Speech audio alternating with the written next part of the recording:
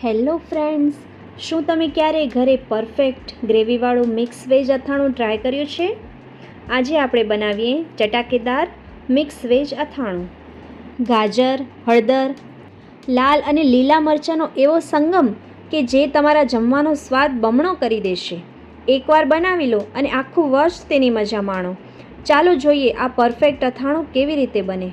આજે હું તમારી સાથે શેર કરીશ મારી દાદીમાની સિક્રેટ રેસિપી, જેમાં શાકભાજીનો ક્રંચ પણ જળવાઈ રહેશે અને મસાલાનો ખાટો તીખો સ્વાદ પણ મનમાં ઉતરી જશે. આ અથાણું તમે રોટલી, પરોઠા કે દાળ ભાત સાથે એન્જોય કરી શકો છો.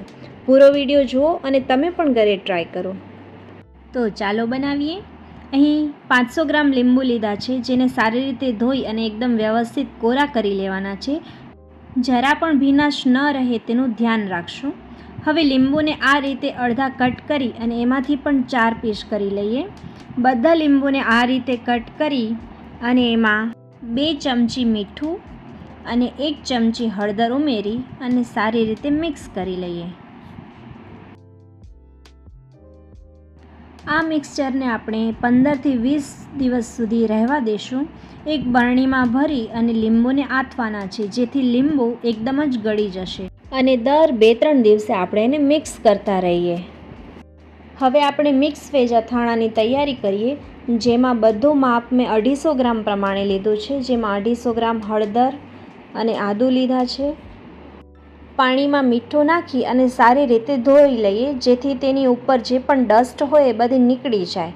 અને આ રીતે લીલા મરચાં અને લાલ મરચાંને પણ મીઠાવાળા પાણી સાથે ધોઈ લેશું અને સારી રીતે એને કોરા કરી લેવાના છે.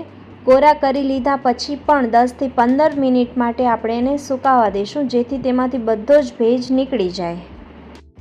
અહીં આદુ હળદર એ શિયાળાની શરૂઆતમાં નથી લેવાના. શિયાળો જ્યારે પૂરો થવા આવે અથવા તો શિવરાત્રિ પછીનો જે સમય છે ત્યારે આદુ હળદરની ખરીદી કરીએ તો એ આદુ હળદર છે સારી રીતે પાકેલા પણ હશે, એમાં ભેજનું પ્રમાણ પણ ઓછું હશે, તો અથાણું આપણું લાંબો સમય સુધી સચવાઈ શકશે. જો અહીં આદુ મરચાંમાં થોડી કચાશ હશે તો શક્ય છે કે આપણું અથાણું લાંબો સમય ન રહે. આદુ અને હળદરને આપણે આ રીતે લાંબી ચીરી કરી લઈએ, જેથી બહુ પતલી પણ ન રહે અને વધારે પડતી જાડી પણ ન રહે. જાડી રહેશે તો અથાણામાં એને ગળતા વાર લાગશે. એ જ રીતે આપણે લાલ મરચાંમાંથી અંદરના બધા જ શક્ય હોય તો બધા જ બી કાઢી લઈશું અને આ રીતે લાલ મરચાંના કટકા કરી લઈએ.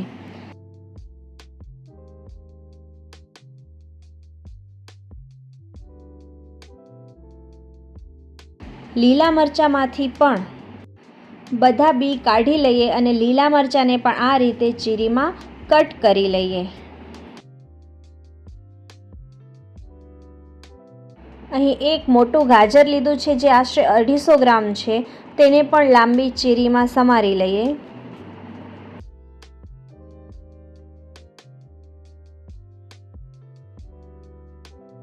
હવે બધું જ સમારેલું વેજીટેબલ્સ જે એક સરખી વાટકીના માપ પ્રમાણે લીધું છે, તો આપણે આથેલા લીંબુ પણ એ જ રીતે એક જ વાટકી જેટલા લઈશું. અહીં લીંબુ આપણા 15-20 દિવસ પછી સરસ તૈયાર થઈ ગયા છે. જુઓ, લીંબુ છે એ કેટલા સરસ ગળી ગયા છે અને પરફેક્ટ રીતે અથાઈ ગયા છે.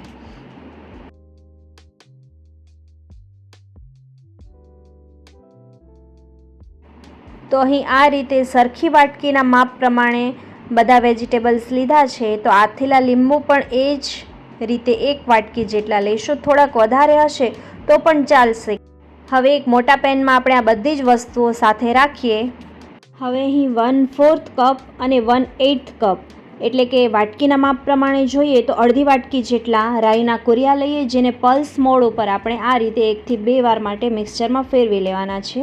અને એમાં આપણે 1/8 કપ જેટલું વિનેગર એડ કરી અને એકવાર આપણે મિક્સ કરી દઈએ અને પછી એને આપણે વેજીટેબલમાં એડ કરી દઈએ.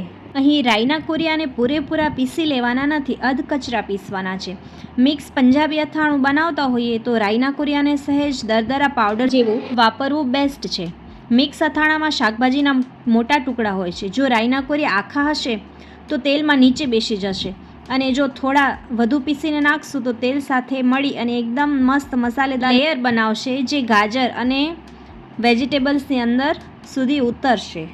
1 વાટકીથી થોડું ઓછું કાશ્મીરી લાલ મરચું લીધું છે, એ આપણે એડ કરી દઈએ. હવે આપણે એમાં તેલ એડ કરવાનું છે. એમાં આપણે 1/4 કપ જેટલું તેલ લઈએ અને એને ગરમ થવા માટે મૂકી દઈએ અને સ્વાદ પ્રમાણે મીઠું નાખી અને ફરીથી આપણે એને ચલાવી લઈશું. ધીરેથી બધા વેજીટેબલ્સને આપણે ચલાવી અને મિક્સ કરી લઈએ. અહીં મેં સિંગ તેલનો યુઝ કર્યો છે. સિંગ તેલને થોડુંક નવસેકું ગરમ કરી લઈએ અને પછી એને થોડું ઠંડુ થવા દઈએ. અહીં ધુમાડા આવે એવું ગરમ કરવાનું નથી. થોડુંક ગરમ થઈ જાય અને ઠંડુ થઈ જાય પછી આપણે એને એડ કરી અને મિક્સ કરી દઈએ અને પેનની લીડ ઢાંકી દઈએ અને 12 કલાક પછી ફરીથી આપણે એને એકવાર ચલાવી લઈશું. જુઓ, અહીં 10થી 12 કલાક પછી એમાંથી સરસ રસ છૂટ્યો છે. તો આપણે આ રીતે સતત 3 દિવસ સુધી એને હલાવશું અને 3 દિવસ પછી આપણે એને બરણીમાં ભરી લઈશું. તો આપણું અથાણું છે એ ખાવા માટે રેડી છે. જેમ જેમ સમય જશે એમ એમ આ અથાણામાં શાકભાજીનો ટેસ્ટ છે એ એકબીજામાં સારી રીતે ચડી જશે અને અથાણું ખાવામાં ખૂબ જ ટેસ્ટી લાગશે અને આખું વર્ષ આને ફ્રીજમાં સાચવી શકાય છે. આ વિડીયોનો પાર્ટ 1 છે. પાર્ટ 2માં હજી આપણે એમાં કેરી એડ કરવાની છે. જ્યારે કેરીની સિઝન આવશે ત્યારે કેરી એડ કરી અને ફરીથી હું વિડીયો અપલોડ કરીશ.